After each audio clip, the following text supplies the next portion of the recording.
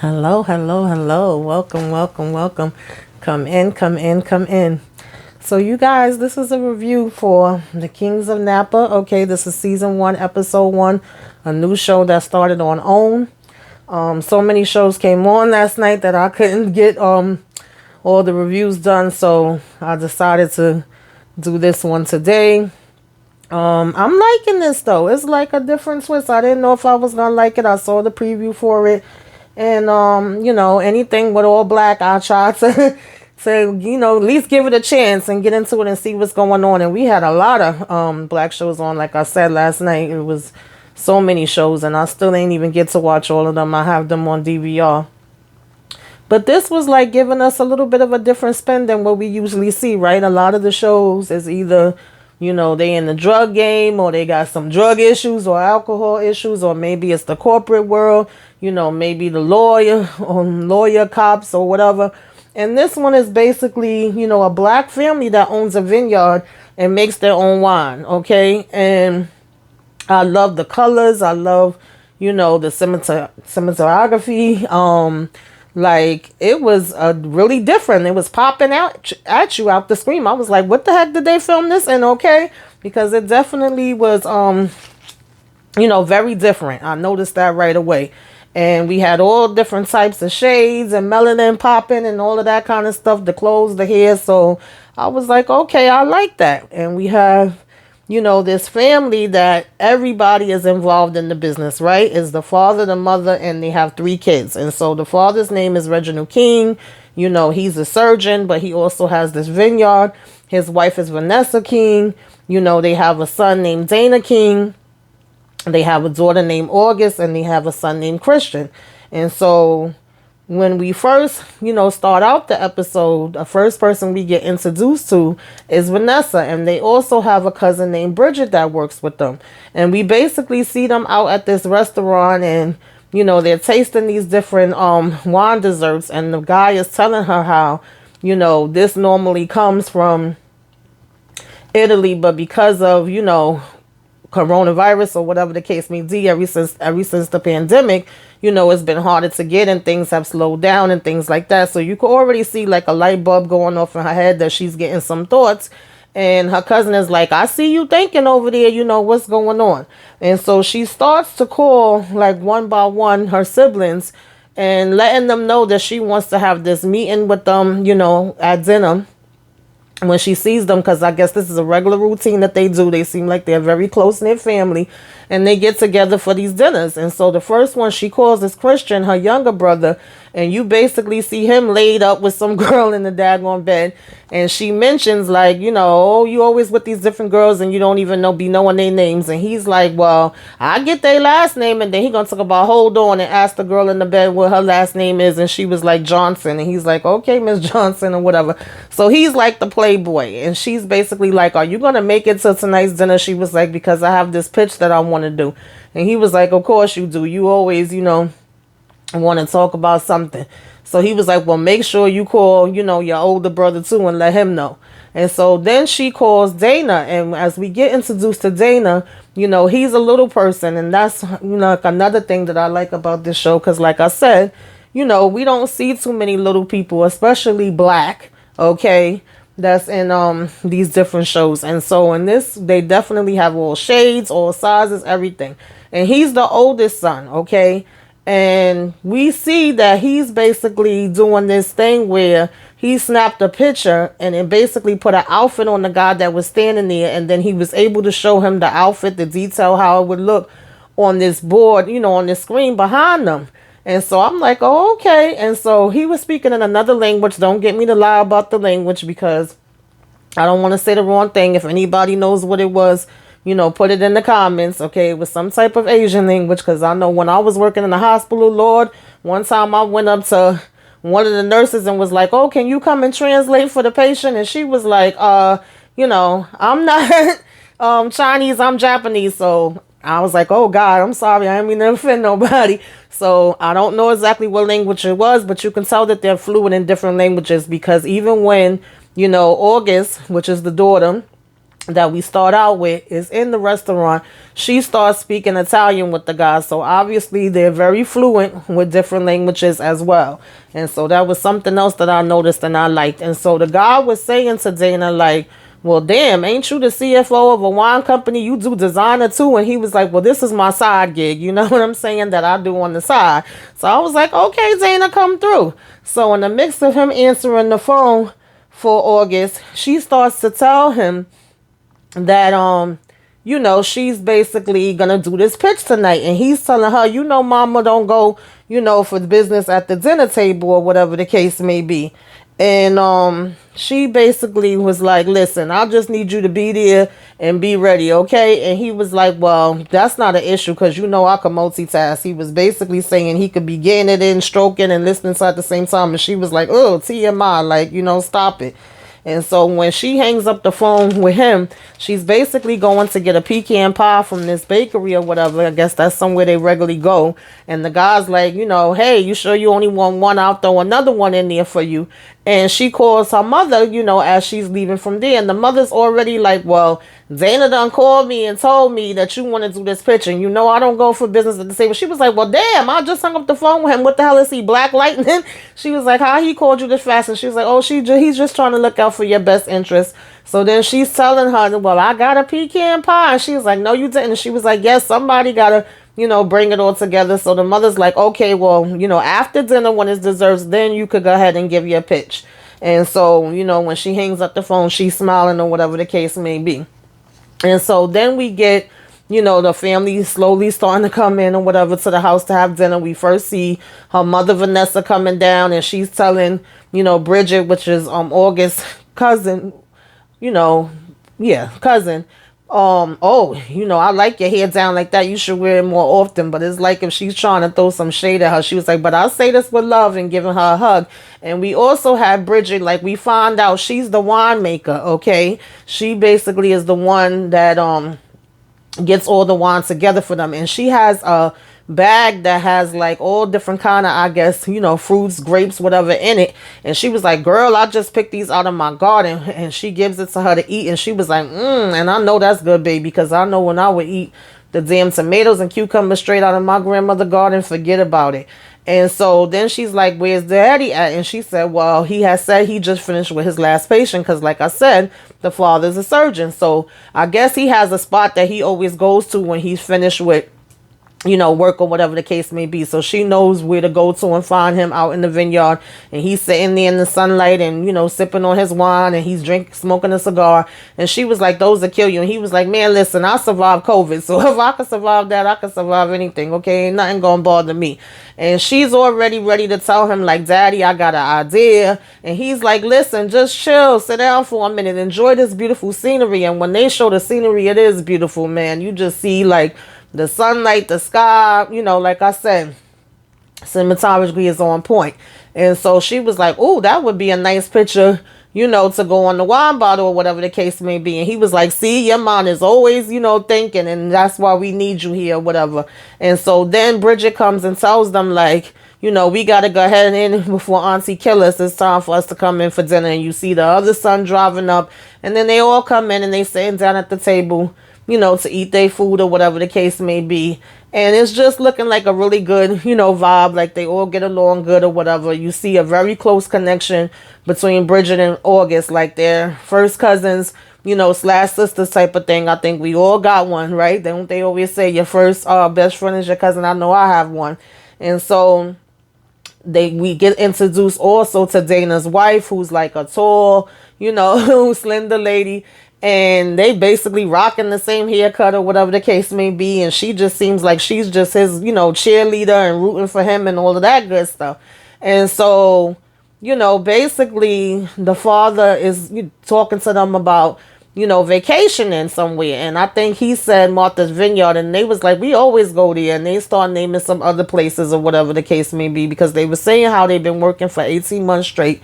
And everybody could always use a break. And so the father had turned and said, to the youngest son, Christian, he was like, you always talking about a damn break for somebody that hardly work. And so the son was saying, well, we got money. And the father was like, correction, we don't got money. You and me and your mother got money. We just let y'all think y'all got money. So I thought that was funny. And of course, that is how a lot of kids think. Is like, oh, but we rich. No, you ain't rich, sweetie. I'm rich, right? And so nonetheless, they're trying to pick this vacation spot. And then, they finish with dinner. The father's off smoking his cigar and like a den or whatever. And then the mother tells him like, okay, we ready. And so he comes back out to the table. And at this point, I guess they got the pecan pies out. They're having the dessert. So they're saying it's okay for August to go ahead and give her presentation now, or talk about whatever she wanted to present to them now. And so basically her, idea, of course, was the dessert wines, because this is what she saw when she was at the restaurant. And being as though they have not been able to get the shipping in like that, is a big tariff for it to come in and all of that. She feels like that's an opening where they would be able to make more money for the business. And of course, Dana, he's basically the one that's been the CFO. And he's arguing her down that this isn't a good idea, that it would cost them more money. Why would they want to do that? They do mention something about just recently coming out of a hole. And they're like, if anything is not worth it to them. But then you have Bridget saying, well, we could use the grapes that's all the way in the back. And you have Dana's wife saying, well, I could do the PR for this and, make it work and put it out there. And so some people at the table are saying ways that it could benefit them and possibly work. And some of the other ones are like, I don't know that this is a great idea.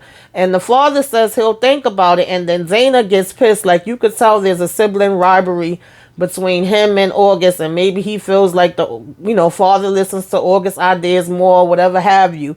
And so he's like, why do you always, even pay attention to any of her ideas? This don't make no sense. And he was like, I actually met, with a distributor today and sealed a deal on something that's profitable, that's actually real, not no fantasy stuff.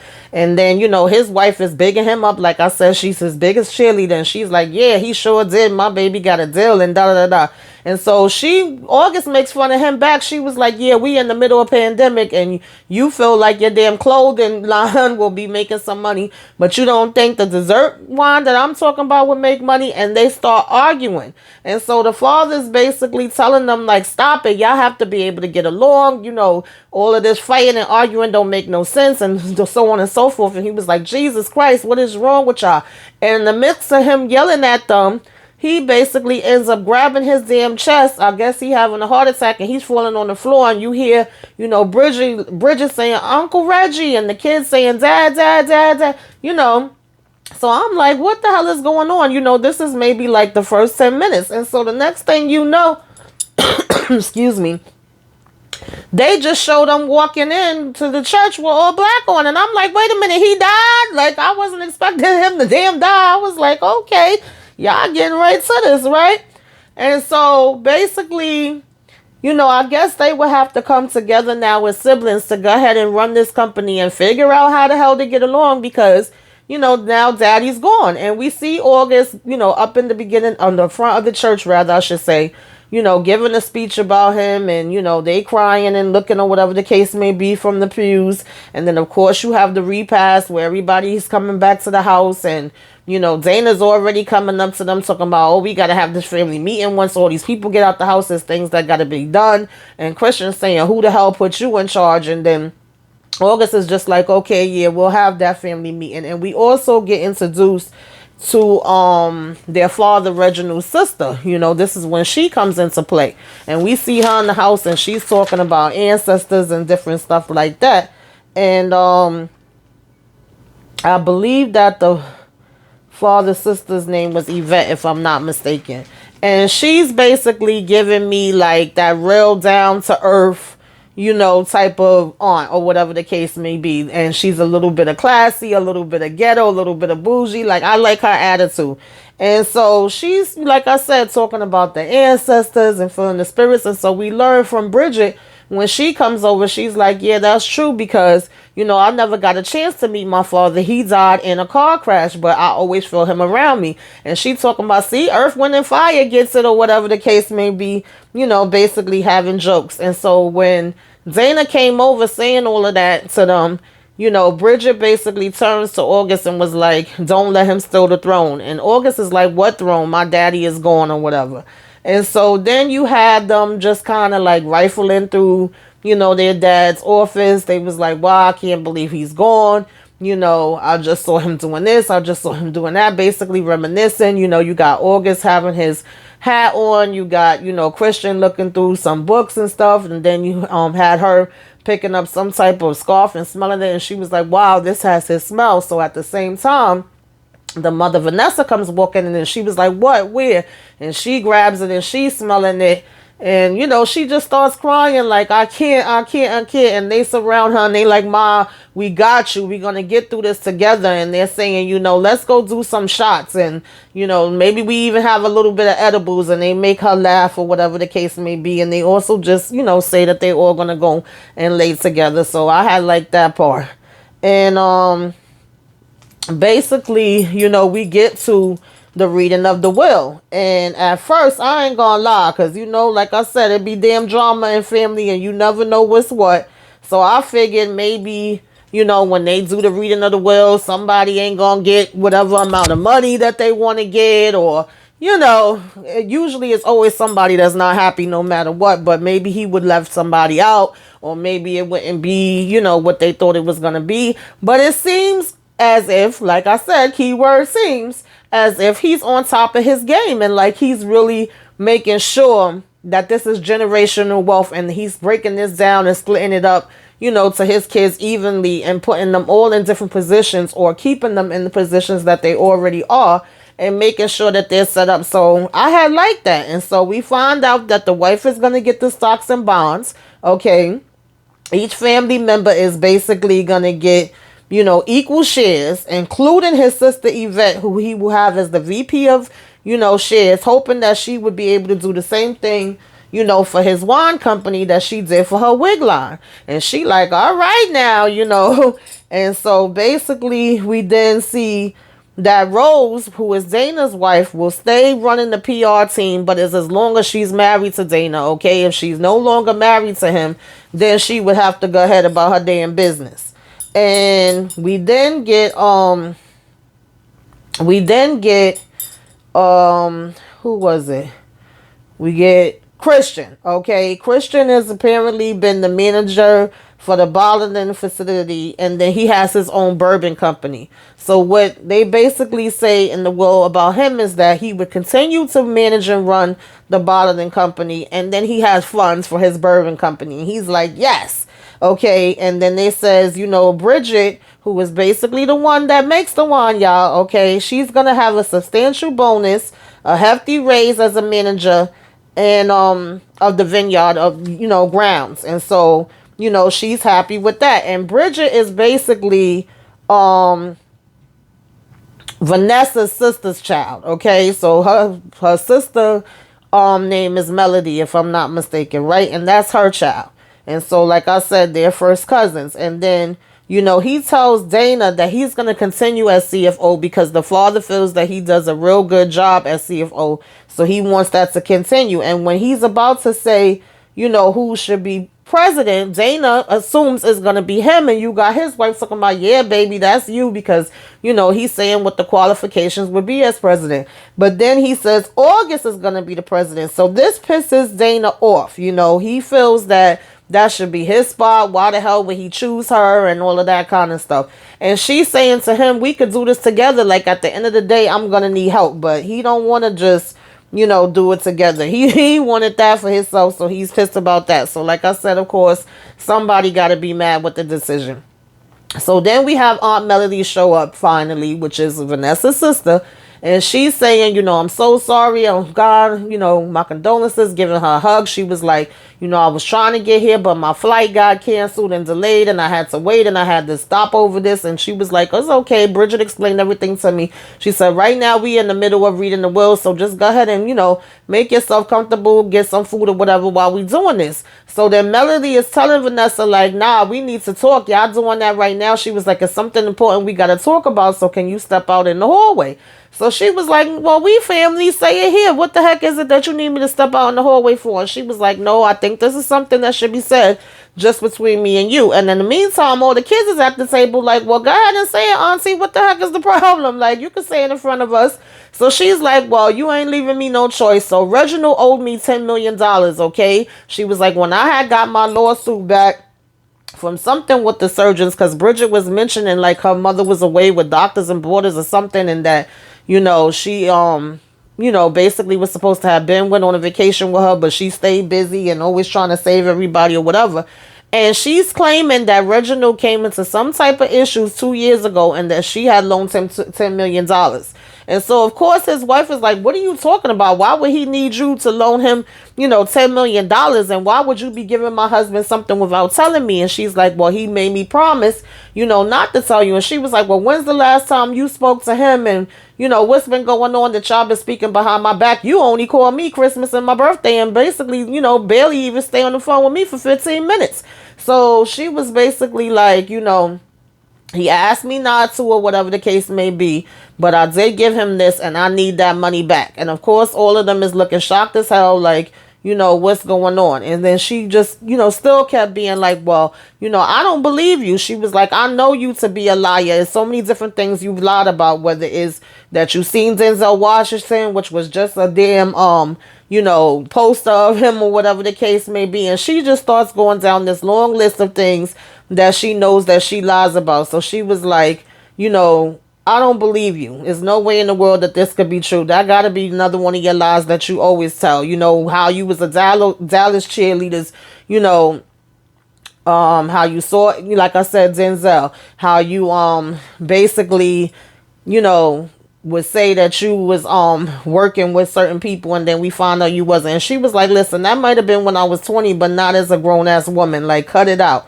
And so, the aunt is trying to tell them, like, let's not sweat out our edges. Basically, the father's sister, she's like, stop lying. And so she was like, listen, I need the money. That's the bottom line. And she was like, I'm not lying. And she was like, well, I don't believe you. And she was like, what else have you not been telling me about? And she was like, I shouldn't have brung this up. And so she said, well, you and Reggie was screwing in Africa. And so she tells her, you know what, forget it. And she was like, no, I want to know what the hell was going on with you and my husband. What could you possibly have, that all of this was going on. And so at this point, Melody shouts out, listen, I had his damn baby, okay? She's sitting right there. She looked just like him. And of course, everybody's like, what? And I'm like, what? So apparently she's saying the damn girl that they think is their damn cousin, Bridget, is really their damn sister.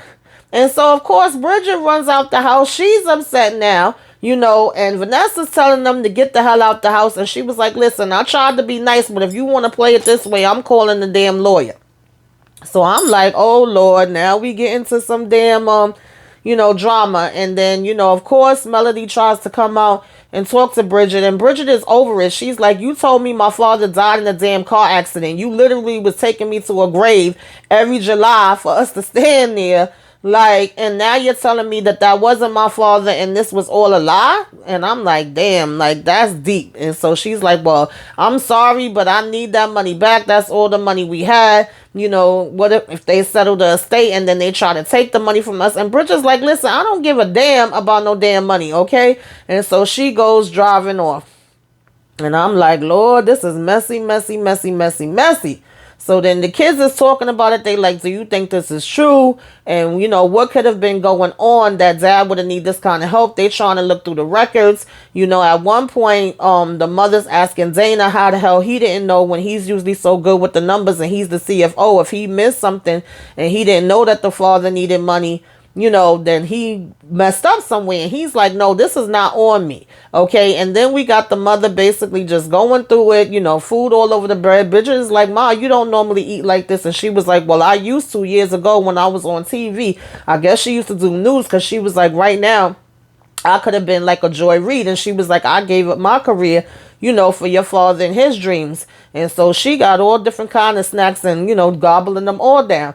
And so I didn't like this part. This is where she was dead wrong for me. She's basically taking it out on Bridget and saying she don't want her working with the company no more. She cannot be a part of it. She's fired. And I'm like, first of all, how the hell are you firing her when you are not in charge of the damn company, okay? Bridget is the one that is the damn, I'm sorry. August is the one that's the president of the company, and also this was left in your husband's will.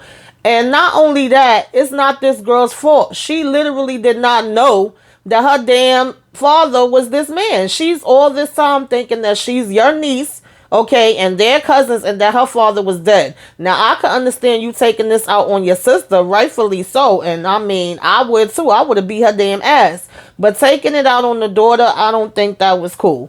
And so the kids are not agreeing with this either. They like basically saying, Ma, you can't do that. And she's like, yes, I will. So then when Bridget comes to try to come into work, she basically had to go around the back, and her damn ID badge wasn't working. And she's coming to August like, what's going on? This is not my fault. I'm in just as much shock as y'all. Please don't tell me I'm going to lose my job with everything else.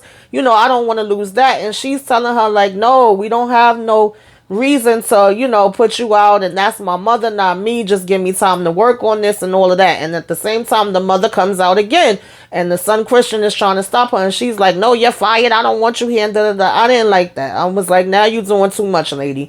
I get emotions is high, but this is not this girl's fault. And so then we have, because they find out that the law firm that the aunt hired is actually a guy that the daughter used to be with. They were saying they was almost engaged or something, that it was very serious at one point. And she was saying how she had been getting calls from him, but she thought he was just calling to tell her about, maybe giving condolences and hearing about her dad die. But apparently he was trying to get in touch with her because he wanted to tell her that he was going to be representing the damn aunt in this case. And so then you had her meeting up with the father's sister, and the father's sister's like, yo, why the hell did you do that? Why would you come there and blast out stuff like that? And she gives her this whole breakdown of, remember when I used to date this guy back in the days that was a plumber or something? She was like, well, the same way he loved gambling is how my brother loved, Vanessa. It was never you. That's the bottom line. And I don't know why you would go there and why you would bring all that up. And basically she tells her, I'm Switzerland and I'm not in it. And Melody then turns back and tells Miss Yvette, like, no, sis, you knew everything that went down. So you are in it, whether you want to be in it or not. And I'm like, oh, Lord. So the father sister knew what was going on, too. And they didn't want to say nothing, I guess. And so basically, I guess her name is going to end up being brought into it, whether she wanted to or not. And so, at one point, they're basically like, okay, well, we'll make a settlement. The aunt does say that she would agree to, I guess, take like half the money or something like that if they still allow Bridget to have her job, which I thought that was a good deal, because right now y'all can't afford to lose money. And like I said, this is not Bridget's fault, so it's like she's being caught as a casualty in between something that she had absolutely no control over, which I don't think is fair. You know what I'm saying?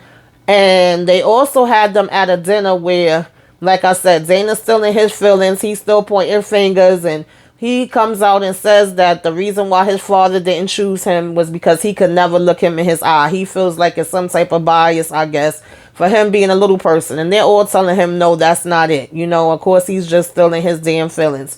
And so I'm basically like, I guess the oldest always feel that way, because a lot of times they assume like, well, I'm the oldest, so it's gonna come to me, right? They want it. Even in the show Power, Kane is the oldest, so he automatically feel like it's supposed to be him. But I guess they just, the father felt like he knew which person was gonna be best for which job, and that's the way that he wanted it or whatever. But Zayn's taking it personal and making it about him. So I don't know if his behind may do some, crazy stuff or whatever the case may be down the line with the way that he's acting.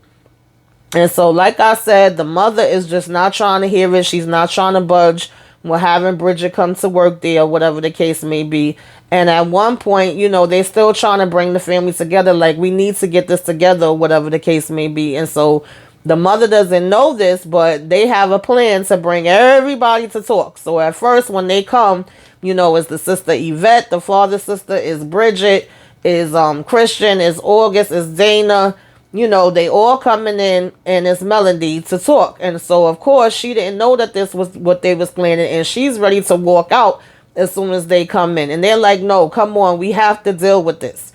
And so she starts asking her, like, well, when the hell did this happen? And the sister tells her basically, it was some 30 years back where they was away somewhere where he was supposed to have been taking her, but she said she couldn't make it for some other reason. And then a friend called him and said that was a lie and that she was with, the friend. And so it's like, wait a minute, mama. So you was doing some cheating back then too? Okay, not saying two wrongs make a right, but okay, we getting somewhere. And so she was like, then, they had ended up being together. So she's like, well, it was only one time. And the kids is basically like, yeah.